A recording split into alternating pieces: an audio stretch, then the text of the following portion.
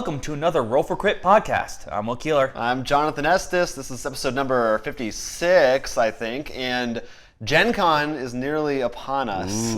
It's very close, and I'm bringing it up because last night I made my very first Gen Con purchases. Yay! What'd you a month get? in advance. So Portal Games, as they did last year, put all their Gen Con releases up for pre-order. Which I don't see any other companies doing, and it's genius. No, it is. No, because you just said that, I'm like thinking, is there anything I need to worry about? Right? Well, last year I did it with Imperial Settlers. Right, and that was a good, Yeah, very good. And it was, usually they're hard to find. They had they got 3 releases this year. The Atlantis expansion for Imperial Settlers, the micro game Tides of Time, and the new dice pirate game Oh my god, I want to do the Tides of Time so much. So I'm like, you know that we're legit because I could just wait and get these games at a reduced price because we sell them. But that's how much I want them. I went online, I got them in advance. So I just wanted to. That's exciting. Yeah, no, I do know actually. It's speaking of Gen Con pickups. I just filled out a survey for Evolution, I believe it was, to actually, do you want to pick it up at Gen Con? I'm like, you guys gonna have it that fast? For the second edition. For me, I'm just getting Flight. If you recall, Right, I have the base and it will come with the back. But I'm probably going to bring Evolution with me now, so we can mess around with the new set. Oh yeah, that'll be exciting. I was gonna pick up Operation Faust, but it's not gonna be ready for Gen Con, so they're mailing it out. But we have the prototype version to hold us over. But still, I do want to play that again. As soon as you get the official version, we gotta. That's right. Yeah. Gotta go at that again. That was a lot of fun. Different. Yeah, that is a fun game. Anyway, there's so much news this week. There actually is a lot, and I'm gonna give it to you. Thank you. A while back, I'm pretty sure we talked about it, but Magic did a new ruling in which they changed. This is specifically for Commander or EDH, the style. It's really the style I only really play now.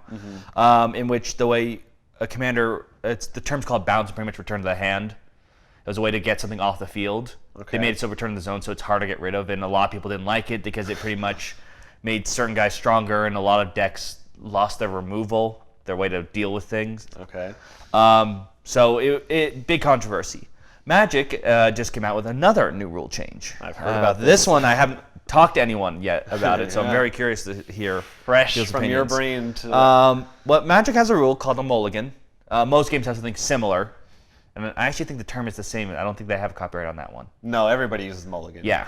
Because it's a common. Pretty much, usually what happens is when you mulligan, you draw your hands. So if we were playing against each other, the starting player, after starting player decides, gets to look at his hand and be like, I don't like my hand, and put it aside or shuffle it in depending on the scenario of the rules, and draw up 1 less of whatever his initial starting hand was. So usually it's 7. There are some weird cards that say if you had this in your opening hand, draw 8 or something. Okay.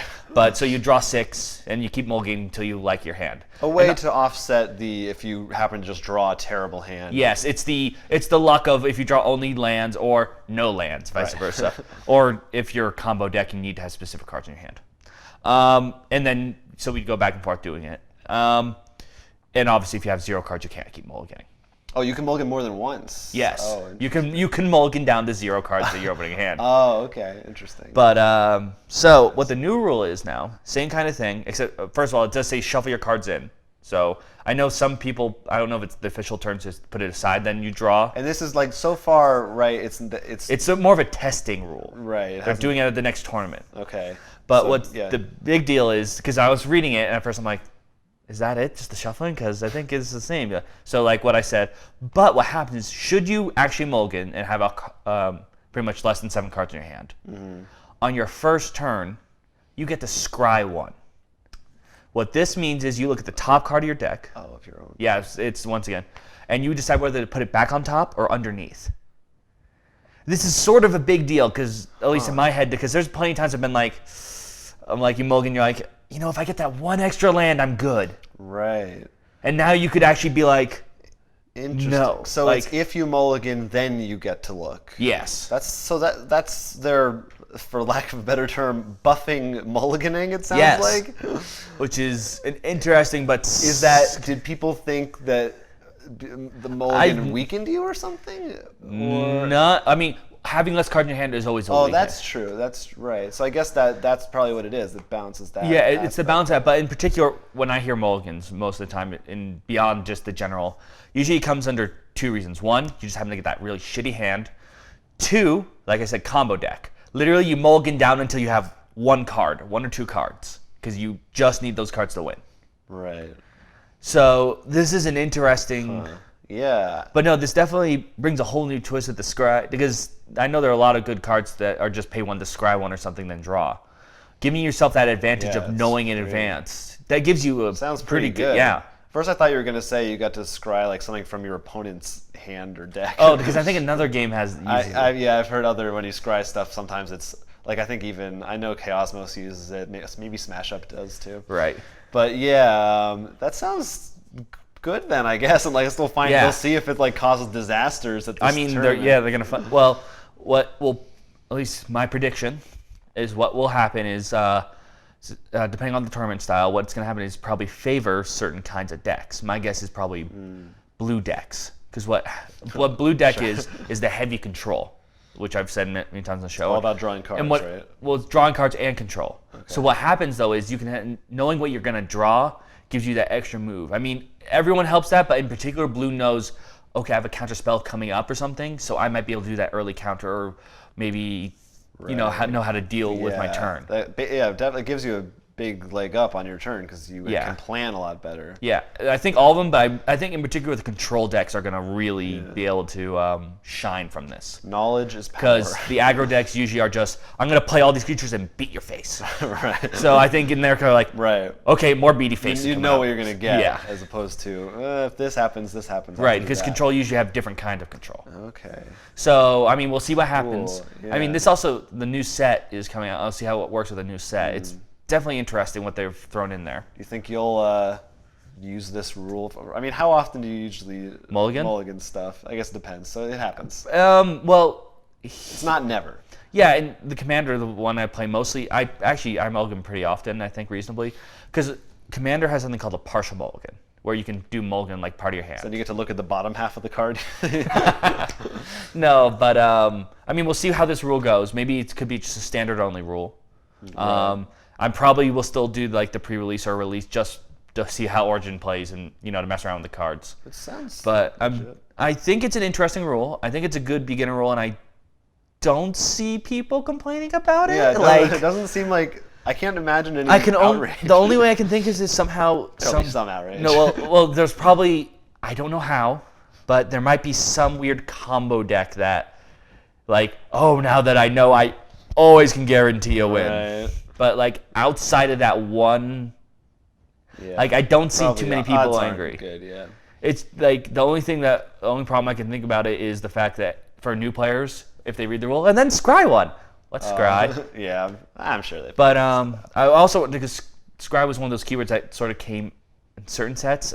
Maybe they're trying to make it more of a common thing. I've heard it before, so it's definitely No, not it was a just big. a It came. magic It's thing. I don't know. No, it's a common word. Yeah, But, but I mean, in the context of What I think they might be doing actually with the word scry is to make it common, give it to blue, and maybe make blue lose something else. Because there's been a big shift from control to more like the aggro. Because at least what I've heard from people, and they don't like it because most of them are control. I think it's the same with 'Cause Hearthstone, The thing is, except there wasn't a battle shift. is much simpler for people, like for newer players to understand. It's funner Wasn't it? because I mean. It's quicker, right? Right. If you get at an early lead, you keep them down. Is that like that's the Well, idea, right? yeah, but it's not even that. Well, aggro is really just it's a race to the finish line. But I mean, what's funner to play? What would be more fun? Sorry, to play if you were hitting, you saw these big creatures, or every time you're just like no. Right. No. You want to be the guy who's doing the fun stuff. Yeah. Well, you just want to be doing stuff. I think is the Right. important thing. But because I know with blue, the big thing is that they have draw, counter spells, like bound. Like the reason they say it's so powerful is because it has too much. So maybe scry might be a way to give it a sort of a gift while taking away some. I don't know. We'll see. We'll see. Yeah. We'll see. What else? Well, there's more magic stuff to talk about too. Well, Tell me about it. I demand it. The new stuff they showed off at for Comic-Con. Right.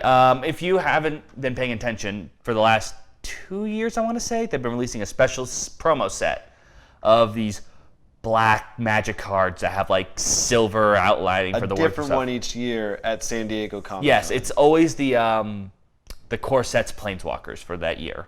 Okay.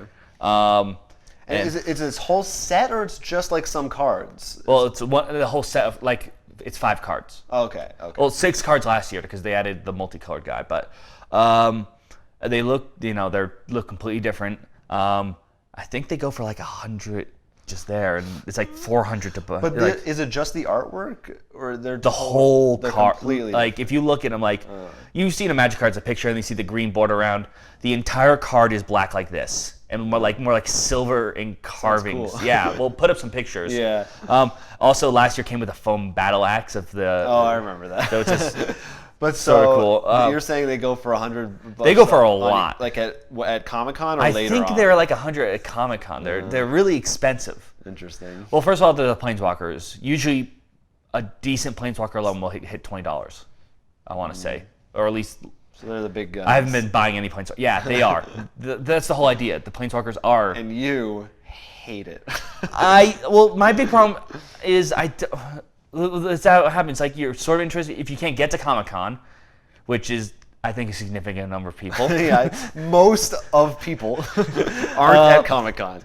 If you don't, and you want, let's say you do like one of the cards in particular. I've been lucky enough that none of them have really like been like, oh, I really want that card. Like in terms of, right. Like you're like, well, I'm never gonna get it. Yeah. And that's why, like, kind of a bummer. It like at least with pack rarity, you have a chance. To me, it's just I just hate the inflation of limit. I hate limited edition inflation. Yeah, it would be cool if it was just artwork and stuff. But I guess it's more of a It is artwork, but it's such a different artwork. Yeah, no, I see what you're saying. And it only happens at Comic-Con. Yeah. It's not like it's so widespread. Like there's one at Comic-Con. We also give it at New York Comic-Con. Like it's strictly one place. Like maybe if they did all different places, that might be a little bit fairer because people can do trading and stuff. Because it's not like you said if they did one at like New York Comic Con. I'm sure there's like a Chicago Con or whatever. But like I said, luckily it hasn't been me. I'm sure I'll be more salty when they release like the beautiful dragon or something like through the special edition. No axe this year though. There's no. I haven't heard anything. Just the set. That's a letdown. These cards. Well, usually it's the same back. I think it's the black cards, so you can use them in deck. Okay. These cards, because they're from the Origin set, the whole Origins thing is the Planeswalkers have to have creatures first, because it's before their spark awoke and they became the Planeswalkers. So it's double-sided. It's like Transformers. They have a spark, the All-Star. No, Optimus Prime is not a Planeswalker. It's more the spark. Pretty much is like that's what lets them use magic from other worlds, travel to different worlds. All right. And you don't like 1 out of 8 million, I think it is, on a plane supposed to have it. And of course, we see the amount of people who get those cards. Actually, yes. 1 out of 8 million. But the whole idea is we're the origins, hence Origins, that they're telling the origin stories of each of these 5 Planeswalkers. Yeah. Which is cool. I actually just read the origin story for the white Planeswalker, Gideon, whose name is different on the back of the card. And I was always wondering why. The story pretty much is when he finally planeswalked, because of usually some big tragedy or some big event that makes him planeswalk, he ended up in another world. And they said, when they asked him his name and he said his name, they're like, Gideon? Like they didn't understand him. Like, so it was like an Ellis Island thing? Yes, literally, that's exactly what it is. And he's just like, all right, I'm sticking with it. It's beautiful. No, it actually makes sense. It's hilarious because that's what I want. I think what they should take the next step with Planeswalkers. And they sort of are. The storytelling. Well, not just the storytelling, to realize they're not from this plane. So, like, for example, let's say their mechanic was making a lot of people draw cards. Like, all the cards had to involve drawing cards and cards in hand. The Planeswalker, who wouldn't be from there, let's say he's visiting the plane, like, his ability would have nothing to do with that. Maybe even be related to what his set was, wherever he originated. So it would actually look like an outsider card. I think that'd be really more interesting. It's very hard to do though because then no one wants to use it in the standard play. But I think that's what they should start looking at with some Planeswalkers. Yeah. Sort of make people actually be like, he doesn't belong here. That's kind of cool, yeah. Because the whole thing is they can use magic from anywhere, so they should really feel like they're not from there. Wizards of the Coast, Hire him. No, you don't want to hire me. Send us a letter. We could be consultants. Oh, God. Lots of great ideas. All right. I think we have enough dragons. No. More dragons. More dragons. Yeah, it's no more collectibles. Well, no, just make them easy. Well, anyone just to send it get. if you send them to us. Yes. No, but like if you made it long at as we least get ours. everyone has a much better chance. So that's the magic, our magic Yeah. stuff. That's our magic block. We hope you're enjoying Origins. Wink, I believe wink. that just coming out. Probably if it's not out right now, it's very soon. Yeah. Depending on whenever this goes. Give up. or take. Well, there's some more good stuff to talk about. Of course. As always, I feel like it's like our weekly awards section of this show. There's more. I'm tired of talking. Well, we're about in it. the award time zone. Summer's like that's when everyone's like, all right, awards. But it's like apparently for board games, it seems like there's like 2 months where they draw it out. Well, the Dice Tower winners were announced. Basically, I won't go into all the details. You can look at the link, but Dead of Winter was one of the big awards. Really? Which Did not see that one coming. yeah, I'm almost at this point. I'm just like, all right. Well, look, you see, you should be grateful it's just 2 months. Presidential election, they started talking about it like 5 years ago. That's true. Yeah, right. Exactly. That's true. This is way more important than a presidential election. Oh, absolutely. We also got the nominees announced for the Ennies, which is for our role-playing games only. Okay. And actually, there's a bunch of different things here, most of which are ones we aren't familiar with personally. Pathfinder got some stuff. There was some D&D stuff, but also blah blah blah blah. Some Call of Cthulhu RPG. Mutant Year Zero, a bunch of awards for different art, family games, all kinds of stuff. So we can't really talk about it because we only are dipping our toes in RPGs right now. We're working on it. Yeah, we're little at a time, but We actually might be playing our third one soon. oh, that's right. I love the face there. You're like, what? I was like, what is it? Little teaser. Maybe we'll share that with you people, or maybe not. And that's awards. There's awards, whatever. Remember Asmodee? Asmodee. That's that really small company that in no way, shape, or form drastically grew. Yeah, you're thinking of the right one. Okay. Well, they drastically grew some more. Okay, who'd they get? Have you ever heard of this game Spot It? No, I've not. I think I've seen it on like Toys R Us shelves. Okay. It's like a party family game where I think it's sort of like I Spy or something. Well, they now have that. But apparently there's a bunch of different kinds of it. It used to be published by Blue Orange Games. Oh, I know them. We've. They sounded. I couldn't. I forget what it's called. They do. We have it. No. It's like tic tac toe with the Japanese. Oh.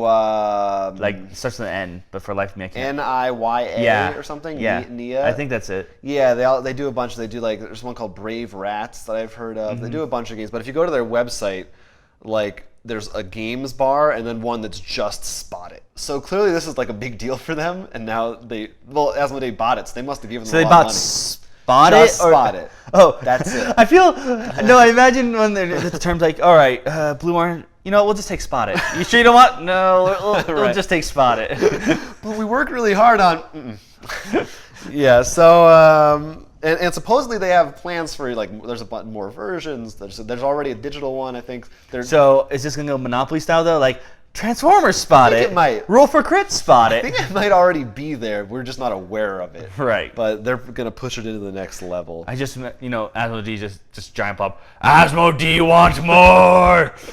Yeah, I wish we had an animated character. It was just like a big monster. I'm glad you brought up Monopoly though, Oh, really? because there's some continuing news in our ongoing coverage of the Monopoly movie. The Monopoly. The Monopoly movie still being made. They announced the writer of the script. Oh boy. It's weird. Is it? Oh, so this is out of right field. The writer is a guy field? named. It's out of left field, Okay. I'd say. The writer is a guy named Andrew Niccol, who you probably don't recognize the name, but he was nominated for an Oscar for his script for The Truman Show. We're talking about. Among others, yes, the Jim Carrey. There's no other Truman Show. Among other things he's written, but that's so. This is that guy is writing the Monopoly movie. So. Jim Carrey's Monopoly. Oh, full circle, like the Ace Ventura movie with the Monopoly guy. Yes. So anyway, that's and a bunch of sites like every site was saying Monopoly movie is coming out. Like they didn't. I'm like, we already knew about this for a year now. Get with the times. Anyway. So, what are your thoughts though on him being? It's like, I guess they're at least making an effort to get hire. They're not just hiring some, nobody yes man to pump out a crappy kids movie. You mean the writer for Yes Man? Right, like Yes Man, Ant-Man in theaters now. But yeah, so I mean, it doesn't get me excited because I love The Truman Show. It's one of my favorite movies. But you also, part of it I think is because you love Jim Carrey. Yeah, I love Jim Carrey, the director. There's a lot. I mean, the movie is good. I'm not arguing with you there. Sure. So we'll see. It's just had to mention that footnote in this saga. I actually imagine it though, like Monopoly, it's actually gonna be this dark, serious movie this summer. No, They said it was dice gonna be will the roll. Goonies. Aren't they making Goonies 2 for some reason? They've been talking about that forever. Yeah, okay. We don't know. I'm like, where did I hear that? I'm like, now you saying that, I'm like, I probably just saw some slash film post. It was probably like an 18th article. Maybe it's happening again. But speaking of also movies and movies from the 80s, this year, you didn't know this, marks the 30th anniversary of the movie Clue. Oh, wow. That's nice. Does that know this year or what day? I don't know what day. I just know it's this year because there's a Gallery 1988. They make posters. Mm-hmm. They're selling a bunch of cool like anniversary prints for it. Oh, we should grab one. Yeah, the designs are really cool. You can check it out. We posted it. And then we should actually play the game. We could play the game, but like ooh.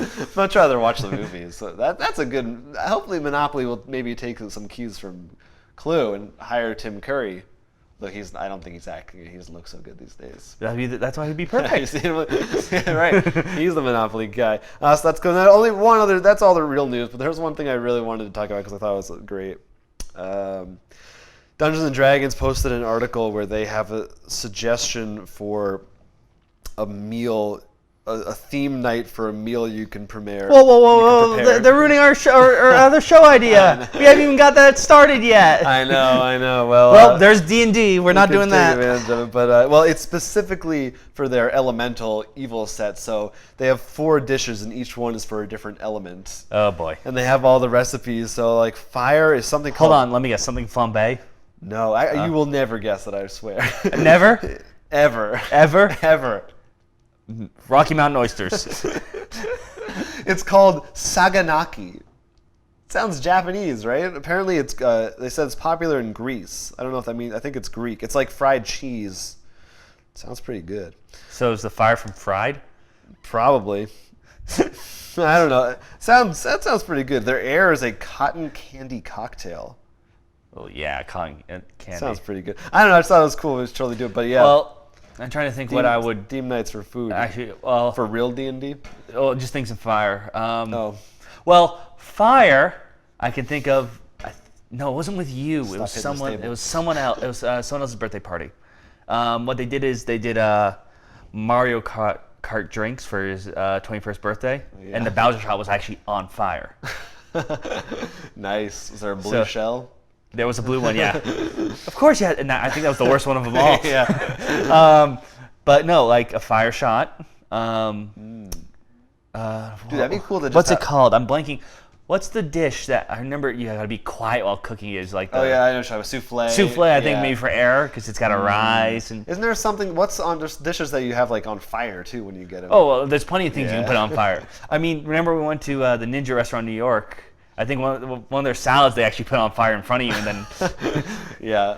I mean... Crispy. That's the easy way. No. What else? Earth and water... Actually, probably something mushroomed with an earthy flavor. You want to know what theirs is? Yeah. Earth, I think it's some kind of vegetables, basically, and water is like a soup. So, it's cool. It's cool that they put something out like that, and we need to work on our. Yeah, preparing. I mean, well, I know a while ago before Roll for Crit was even going, you and I were planning to do that for movies. Right. Yeah. It's fun. It's fun to have theme nights. Yeah, it is. Well, that's why murder night things. What are they? Yeah, or fake murder nights. What? No, they're not. They're fake. Not for the camera. Well, I only wanted to have one because I was going to kill you off. You got any Kickstarters for me? Well, I have one. First, I want to talk about one I received. Kickstarter Pickstarter. Pocket Imperium. I backed a while back, and I just got it in the mail. So I haven't even had a chance to play it. I think I got it like yesterday.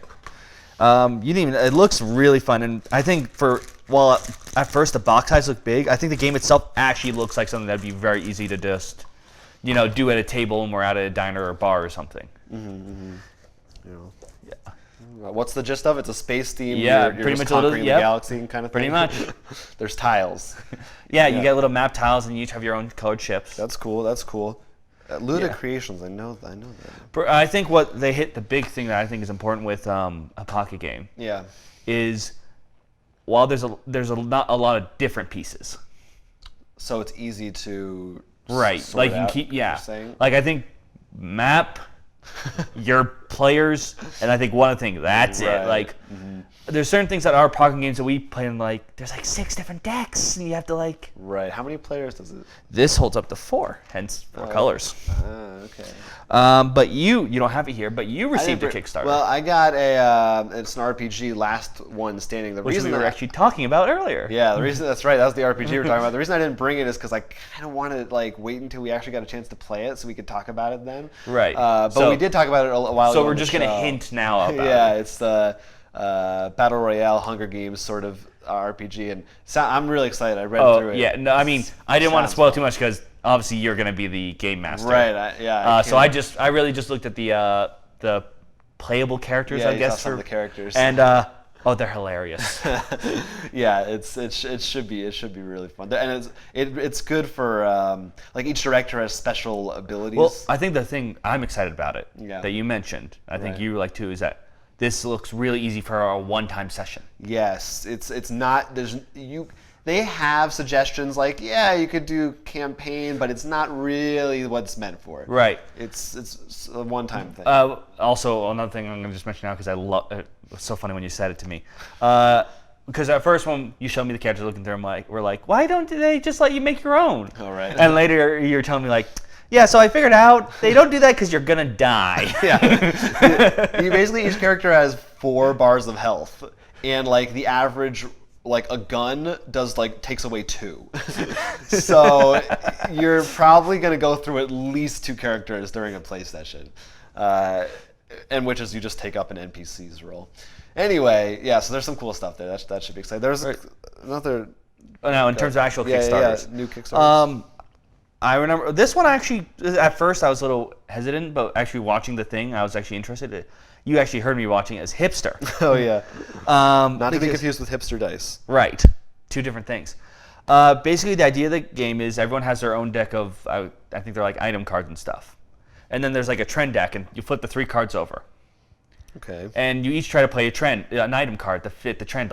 I'm wearing cool hats, whatever But each trend card has a number on it. And if the number is 2, and I think it was at least maybe more than 2 people play a hat card, it goes away because everyone has it. It's not underground anymore. It's too mainstream. So I find that to be a really silly mechanic. I mean, that's kind of cool though. It's a very you have to. It's I want this, but then it's a good balancing act. Well, not only that, it's not just that everyone play your cards, you're done. You could be I can play this hat and ruin them. Right. Yeah. Do I want to take points or add points? I love that. And another thing I really like was, I forget the name of the card, but there's a kind of card that literally changes the rules, like Flux. But the thing is, only one change rule card can be out. So you know how we've both played Flux and been then you are okay, there's only one rule change you have to worry about, which nice. I think it adds that enough chaos you want without overwhelming you. Yeah. It's for $20, and actually I think it looks like a really fun twist on it, and I think it does a good job with actually the term hipster with a good rule mechanic, which I think is hilarious. Yeah, it sounds fun. I'd actually look at that one. Yeah. I'll look that up. Any you caught your eye? I did. There was one. This one I had to talk about because it's so weird. It's called 14 Days. Oh, I didn't see that one. The subtitle is A Game About Life with Migraines.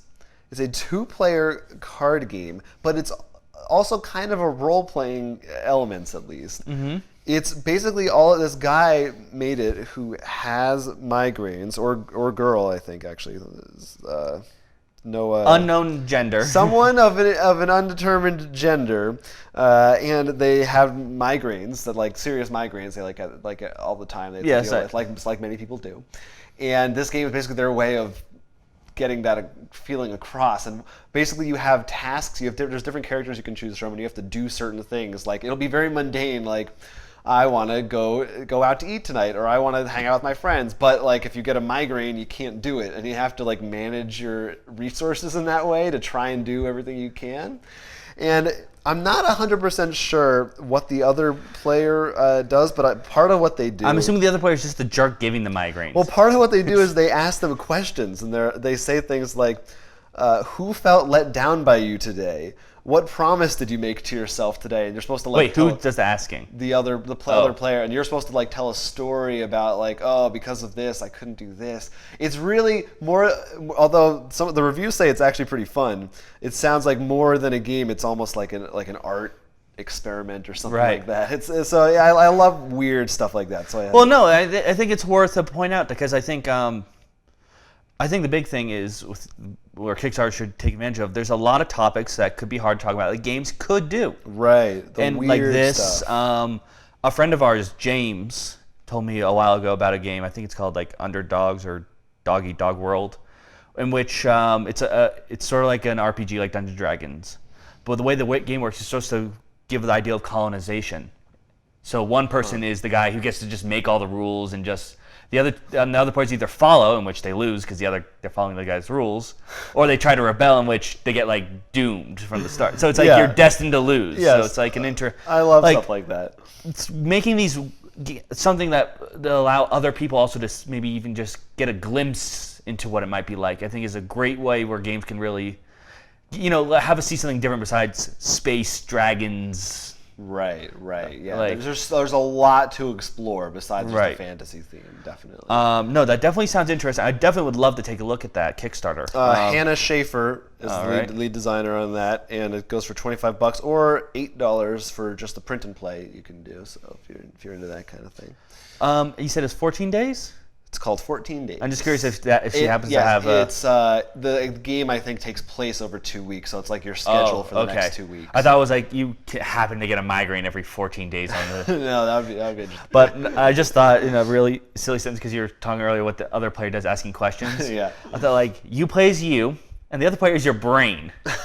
So like how when you're about to go to bed, you're like, okay, let's go to sleep. Your other brain's like, nope, I'm gonna start just thinking the worst things. That's what I thought it was gonna be at first. Like one player is the migraines.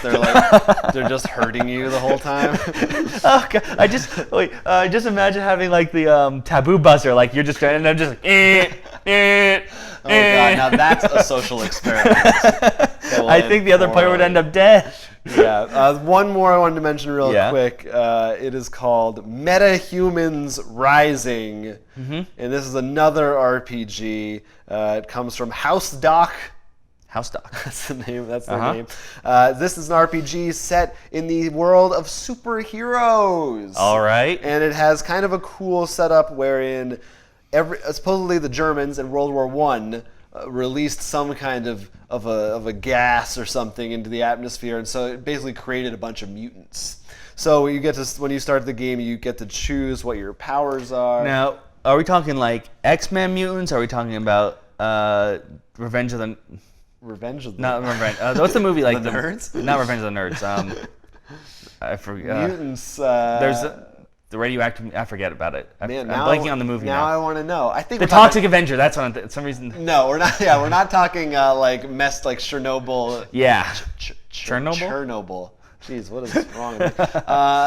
No, X-Men. More accurate, X-Men. Okay. Superheroes. You can get all kinds of powers, and there's the book comes with 17 different adventure seeds, which I think they actually lay out like comic books. So it's almost like maybe a good prep for that. There's that Sentinels RPG coming up. That's true. So superheroes might be a kind of a hot theme. So. Check that one out. It sounded pretty cool. Now, does it take place modern times or right after the World War I gas? That's a great question. I think it takes place in the two past. are completely different ideas. Right. One's dealing with mutants living for how many years? I'm blanking. Because that's a whole other twist on it, because it's not taking place in modern day. There's all kinds of different things you can think elements of. you can bring into play there. I have always wondered, like, if you got powers now, how would you like with this? Would you actually go to be a superhero? Would you, in this current climate, would you be like, I'm just gonna, you know? There's a few movies about that, I think. There are, like, in this current, I don't know, like, any modern superhero movie. Yeah. I know what you mean. So, well, I guess even though like it's like they tried to, like in Captain America, like Winter Soldier, I think was it. He still is comic booky. right, sort of. You're thinking of something kind of like Kick-Ass, but with powers, not with. Yeah, like. Do you feel guilty if not using them, and like how to use them? Because I feel in this current culture you can't satisfy anyone, so someone's gonna be like, "You should be doing this. Why aren't you helping these people?" But right. I think an RPG could be. This could be your chance to find out. We should do a superhero RPG. I'd be very curious to see. Like you can come up with your powers. It sounds so cool. We got. Actually, no. I imagine rolling. Like, hey, what's my powers? You bounce. What? You can bounce. That would be cool. Did you ever do like there's a superpowers wiki, and sometimes they're on message boards. They'll be like, click a random one, and that's your new power. No, I haven't done that. That's fun. Anyway, that's Metahumans Rising. You can find the links for all of these Kickstarters we talked about below. A couple other things we could talk about. Anything you wanted to yell out, or not? Not quite. There's something underneath this table. Oh, well, I know. Well, these are yours, first of all, but we mention them constantly each episode, and we keep forgetting. But we finally remember to bring them on. Yeah, we got these Munchkin comics from Boom Studios, based on the game. We've talked about them a with bunch. the card inside. Yes, 2 of them came with cards. One is a not first edition, so I didn't get a card in it. But we actually read a couple of them, or one each or so. I actually thought it was very funny, and they were really well done. Well, it's interesting because I read, like, the one I read at first, it seemed like unrelated, and then another one seemed like there's a whole plot going on. Yeah, like, it seems. I think they are serialized, and then there's also some other side stories and things. Well, what's also funny is because the one I read actually did not have regular Munchkin. It was the Star Trek Munchkin. Oh yeah. Or the Star Munchkin. Star Munchkin. So it's like, so they're gonna go everywhere. Does that mean Yeah. they're gonna go to Munchkin Gloom? Like, it's just gonna be a really depressing comic. Smash Up Munchkin, is that count? Yeah. No, yeah. I really, the way they incorporate like little in jokes about the game, it's pretty smart. No, like hold on, I think it's the one with the door. Not the door, this one. Yeah. At the very end, there's.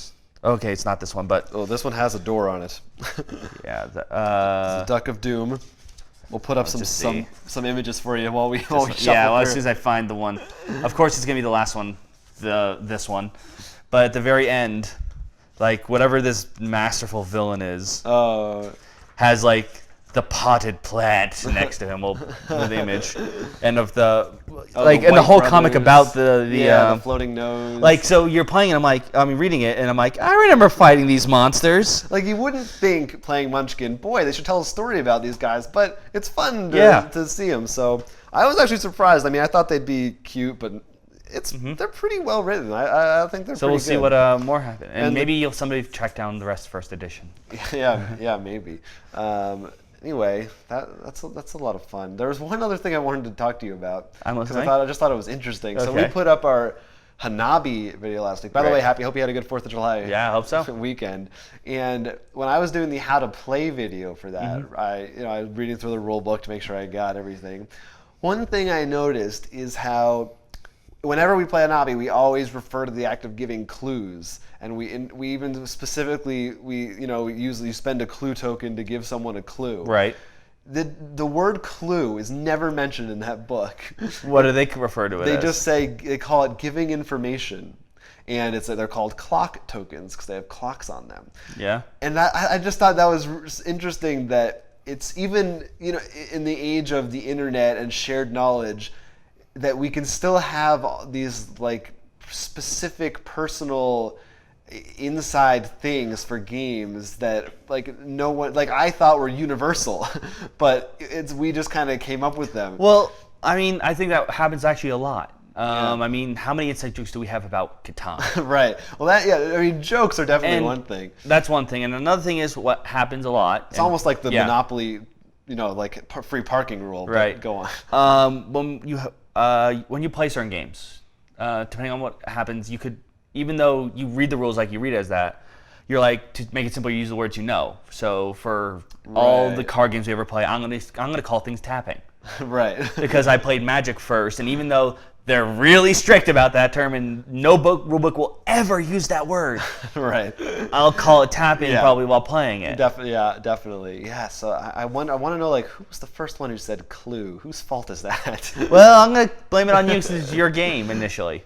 Sure. But I am curious. I would love to hear from people watching if they have little terminologies like that only they use. Actually, if you think about it, that's how Meeple started. That's right. That's another one. Yeah. I remember how we were looking. He's like, "Where did Meeple come from?" It's literally someone, some girl at a convention. I called her combined my people as Meeple. Right. And now that's like the universal one word all board game players know. It's the name of a game, for crying out loud. So, yeah, that's some fascinating stuff. Yeah. But I'm tired. You're tired? Yeah, I'm done. Do you have a special word for that? It's called sleepy. But if you want to tell us about that, or if you want to send us a question or comment about anything board game related, please do. You can leave a comment right on this video or email us at rollforcrit@gmail.com. And of course, we're also listening to the tweets at rollforcrit. And of course, our personal Twitters. And as I mentioned before, our Hanabi video, and many other videos and podcasts, and we sell lots of games on our website, rollforcrit.com, including Munchkin and Hanabi, and whatever else we mentioned. And hopefully more things from Gen Con. Yes. But yeah, it's a great place to stop, watch, and shop and play. You will want to be checking the news every day as we get closer to Gen Con. And speaking of, as we said probably in the beginning, tell us if you're going to Gen Con. We'd love to say hi. Yeah, let us know what you want us to cover. It's all happening. Yeah. So, but for now, I'm Will Keeler. I'm Jonathan Estes, and you've been watching Roll for Crit.